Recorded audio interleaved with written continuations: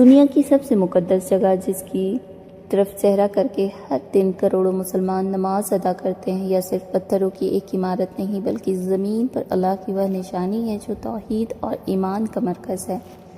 لیکن کیا آپ جانتے ہیں کہ اس مقدس گھر کو گرانے کی کئی بار کوشش کی گئی، کبھی ہاتھیوں کی فوج کے ذریعے تو کبھی پتھر برسا کر۔ آج کی اس ویڈیو میں ہم خانہ کعبہ کی تاریخ، اس کی عظمت اور ان لوگوں کے انجام کا ذکر کریں گے جنہوں نے اسے نقصان پہنچانے کی ناپاک کوشش کی۔ اسلامی روایت کے مطابق کعبہ کی بنیاد سب سے پہلے حضرت آدم علیہ السلام نے رکھی تھی۔ وقت کی گرد نے ان نشانوں کو مٹا دیا گیا، مگر پھر اللہ کے حکم سے حضرت ابراہیم علیہ السلام اور ان کے بیٹے حضرت اسماعیل علیہ السلام نے اسے دوبارہ تعمیر کیا۔ قرآن گواہ ہے کہ جب باپ بیٹے مل کر اس کی دیواریں اٹھا رہے تھے تو ان کی زبان پر صرف ایک ہی دعا تھی، اے ہمارے رب، ہماری اس خدمت کو قبول فرما۔ اسی لمحے کے بعد سے خانہ کعبہ پوری انسانیت کے لیے ہدایت کا مرکز بن گیا۔ اللہ نے اسے بیت اللہ یعنی اپنا گھر کہا۔ حالانکہ اللہ کسی مقام کا محتاج نہیں، مگر اس نے اس جگہ کو پوری دنیا کے لیے برکت والا بنایا۔ یہ زمین پر عبادت کی پہلی جگہ ہے اور یہی ہمارا قبلہ ہے۔ یہاں کی گئی ایک نماز کا ثواب 1,00,000 نماز کے برابر ہے۔ سب سے بڑی بات یہ ہے کہ اس گھر کی نگہبانی کوئی انسان نہیں بلکہ خود رب العالمین کرتا ہے۔ تاریخ گواہ ہے کہ جس نے بھی یہاں آنکھ اٹھا کر دیکھا وہ تباہ ہوا۔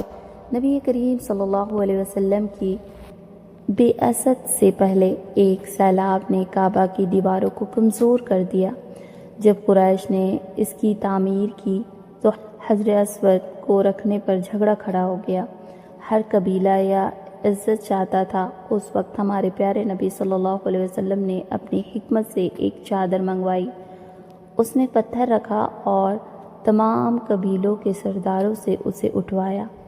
آپ نے اپنے مبارک ہاتھوں سے پتھر کو اس کی جگہ پر رکھا اور ایک بڑے خون خرابے کو ٹال دیا۔ کعبہ کو ڈھانے کی سب سے بڑی ناکام کوشش یمن کے گورنر ابرہہ نے کی تھی۔ وہ ہاتھیوں کی ایک وشال فوج لے کر مکہ کی طرف بڑھا۔ اس وقت انسانی طور پر اس کا مقابلہ کرنا ممکن نہ تھا، لیکن اللہ نے اپنے گھر کی حفاظت کے لیے ننھی سی چڑیا ابابیل کو بھیجا۔ ان پرندوں نے اپنی چونچ میں دبے چھوٹے چھوٹے پتھروں سے اس فوج کو بھوسے کی طرح کچل کر رکھ دیا۔ یہ واقعہ آج بھی دنیا کے لیے ایک بڑی عبرت ہے۔ اسلام کے بعد بھی کعبہ پر کچھ مشکل وقت آئے۔ حجاج بن یوسف کے دور میں جنگ کے دوران منجینیقوں سے پتھر پھینکے گئے جس سے عمارت کو نقصان پہنچا۔ وہی 4 صدی ہجری میں کرماتی نام کے ایک گمراہ گروہ نے ظلم کی ساری حدیں پار کر دی۔ انہوں نے حاجیوں کو شہید کیا اور حجر اسود کو اکھاڑ کر لے گئے۔ قریب 22 سالوں تک وہ پتھر ان کے پاس رہا، مگر اللہ نے پھر سے اسے اپنی اصل جگہ پر پہنچایا۔